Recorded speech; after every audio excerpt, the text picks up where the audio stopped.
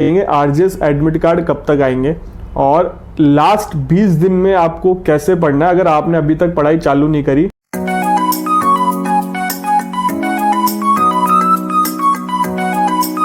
नमस्ते भाइयों, क्या हाल चाल है आप सबके और आप सबको गुड मॉर्निंग। आज अपन बात करेंगे आरजेएस एडमिट कार्ड कब तक आएंगे और लास्ट 20 दिन में आपको कैसे पढ़ना है अगर आपने अभी तक पढ़ाई चालू नहीं करी।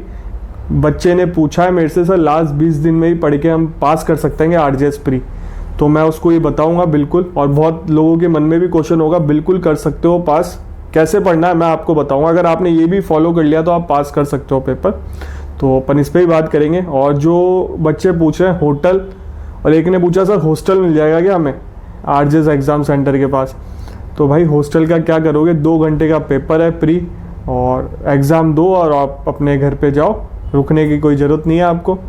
ऐसा तो है नहीं कि जेएलओ की तरह 2 दिन चलेगा, प्री 1 दिन ही होगा, 2 घंटे का पेपर होगा। मेंस में 2 दिन लगेंगे, तो जब मेंस का पेपर होगा तब बात कर लेंगे अपन।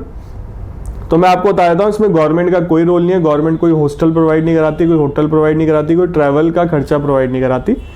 मतलब हाई कोर्ट आपका कोई खर्चा नहीं लेगी। High court centre admit card में सेंटर मेंशन होगा, वहाँ पानी की व्यवस्था होगी, वहाँ बाथरूम होंगे, सब कुछ होंगे। स्कूलों में ही आता है सेंटर, एग्जाम सेंटर। कोई जो फर्स्ट टाइम दे रहे होंगे उनको पता नहीं होगा, इसलिए उन्होंने क्वेश्चन कर दिया होगा। तो एडमिट कार्ड आपको 10 तारीख के बाद, इस महीने की 10 तारीख के बाद कभी भी देखने को मिल सकते हैं। कई बच्चों का ये भी पूछना है, सर ये 45 डेज रूल्स अप्लाई इसमें नहीं हो रहे क्योंकि फॉर्म रीओपन हो गए थे, तो एग्ज़ाम पोस्टपोन होगा क्या। आप ये मत सोचो एग्ज़ाम पोस्टपोन होगा कि नहीं होगा, डेट मेंशन है, आप पढ़ाई करो, फोकस करो उस पर। और एडमिट कार्ड आएगा, मैं बता दूंगा। चैनल को सब्सक्राइब रखो, चाहे रात को 12 बजे आए तो भी मैं आपको वीडियो बना के बताऊंगा, इसलिए कह रहा हूँ चैनल को सब्सक्राइब रखो, बेल आइकन दबा के रखो, मैं बता दूंगा। और एडमिट कार्ड ढंग से पढ़ के जाना, मैं वीडियो बनाऊंगा तब मैं बता दूंगा, एक्सप्लेन कर दूंगा सारी चीज़ों का ध्यान रखना। और बहुत सारी चीज़ें अलाउ नहीं करेंगे, ये भी अलाउ नहीं करेंगे, स्लीपर में ही जाना पड़ेगा, लोअर, और वही जो जेएलओ के टाइम पे था लोअर्स अलाउ करेंगे। और मतलब पैंट हो, बिना बेल्ट के जाना पड़ेगा, हाफ टी शर्ट, लड़कियों का जो गहना वहना होता है वो भी अलाउ नहीं करेंगे।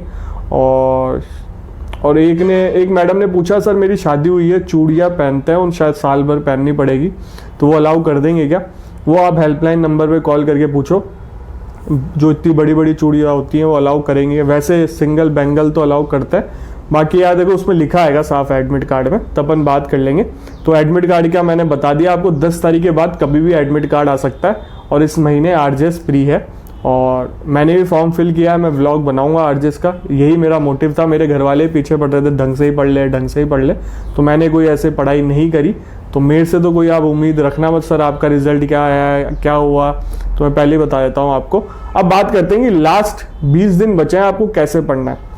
देखो समझदारी ये है कि कोर्स तो आपका पूरा कर नहीं सकते लास्ट दिन में, बट आप क्या क्या पढ़ सकते हो जिससे आप आरजेएस का पेपर क्रैक कर दो प्री को। तो माइनर एक्ट आप लास्ट 20 दिन में आराम से पढ़ सकते हो, ठीक है। और माइनर एक्ट आप ढंग से पढ़ गए, उसमें से ही 35-40 क्वेश्चन कम से कम आने चाहिए। लास्ट टाइम भी माइनर एक्ट से काफ़ी क्वेश्चन आए थे, ठीक है। फिर आती है हिंदी इंग्लिश भी आप ढंग से पढ़ सकते हो लास्ट 20 दिन में। मेजर एक्ट की मैं बात कर नहीं रहा, पॉसिबल ही नहीं है मेजर एक्ट आप लास्ट 20 दिन में कंप्लीट कर लो। अगर आपने पढ़ रखे हैं बहुत ढंग से पहले और आपने पढ़ाई छोड़ दी थी तो कवर कर सकते हो उनको भी, मेजर एक्ट को भी आप। और आपको जो देखो फर्स्ट टाइम जो है मैं उनको बता रहा हूँ, माइनर एक्ट आप ढंग से पढ़ जाना, हिंदी इंग्लिश ढंग से कर जाना। 30 नंबर की हिंदी इंग्लिश है, 15-15 क्वेश्चन आएंगे हिंदी इंग्लिश में। अगर 25 से भी ऊपर नंबर लिया है आप तो काफ़ी और सही है। लास्ट टाइम 72 कट ऑफ गई थी जनरल की, अगर 25 से ऊपर इसमें हिंदी इंग्लिश में ले आते हैं लोग, 30 में 30 भी लाते हैं हिंदी इंग्लिश में, इस चीज़ का ध्यान रखना। और 35 से 40 क्वेश्चन इसके आएंगे, माइनर एक्ट्स में आएंगे। जितनी उम्मीद है, हो सकता है कम भी हो, ज़्यादा भी हो सकते हैं, और बट अगर 35 से 40 क्वेश्चन आते हैं उसमें भी आप अच्छा स्कोर कर जाते हो। और बाकी क्वेश्चन बचे 70 क्वेश्चन लॉ के आएंगे, तो बाकी के जो क्वेश्चन बचे हैं उसमें आप तुक्का भी लगाओगे क्योंकि नेगेटिव मार्किंग है नहीं, उसमें भी सही होंगे आपके, तो आप क्रैक कर सकते हो आराम से, 70 प्लस स्कोर कर सकते हो। अगर 70 प्लस स्कोर कर रहे हो तो आप एक तरीके से सेफ स्कोर में आ सकते हो, क्योंकि लास्ट टाइम 72 कट ऑफ गई थी और सीटें भी इससे कम थी, और इस बार सीटें भी ज़्यादा है। कट ऑफ की बात तो अपन जब पेपर आएगा देखेंगे कैसा पेपर है, कितने बच्चे बैठे हैं। और इस बार तैयारी भी बहुत अच्छी है बच्चों की, क्योंकि काफ़ी टाइम से वैकेंसी आई नहीं थी, 2 साल बाद पेपर हो रहा है, 3 साल की वैकेंसी को एक साथ कवर कर रहा है और 222 करीब वैकेंसियाँ हैं और कंपटीशन काफ़ी हाई है। और कुछ बच्चे पूछते हैं सर कितने फॉर्म भरे हैं, कितने फॉर्म भरे हैं। इसका डेटा मेरे पास नहीं है, अगर किसी के पास हो ऑथेंटिक डेटा तो बता देना। कहीं इन्फॉर्मेशन आई नहीं, अखबार में भी नहीं आया और मैंने पता करने की कोशिश नहीं करी, तो मुझे इसकी कोई नॉलेज है नहीं कि कितने फॉर्म भरे हैं।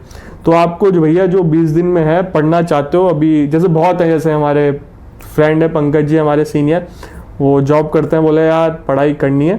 तो मैंने बोला क्या करोगे, बोला ये कर लेता हूँ माइनर और हिंदी इंग्लिश कर लेता हूँ, प्री तो निकाल ही दूंगा। उन्होंने तो ढंग से पढ़ भी रखा है, पहले मेंस दे रखा है, तो वो कर सकता है। और जो बच्चे लास्ट 20 दिन में पढ़ रहे हैं तो माइनर एक्ट और हिंदी इंग्लिश ढंग से पढ़ के जाना।